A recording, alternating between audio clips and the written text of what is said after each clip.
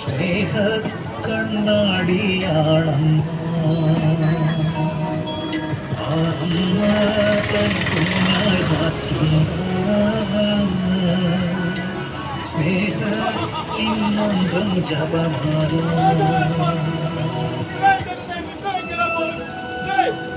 എന്ത് ധൈര്യത്തിലാണ് എന്റെ രാജസന്നിധിയിൽ വന്നത്?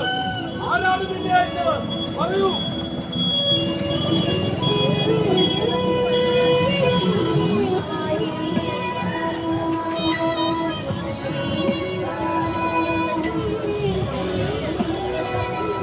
ഇസ്രായേലിന്റെ ദൈവമാണ് നിന്നെ അയച്ചിരിക്കുന്നതെങ്കിൽ പറയൂ, ആരാണ്?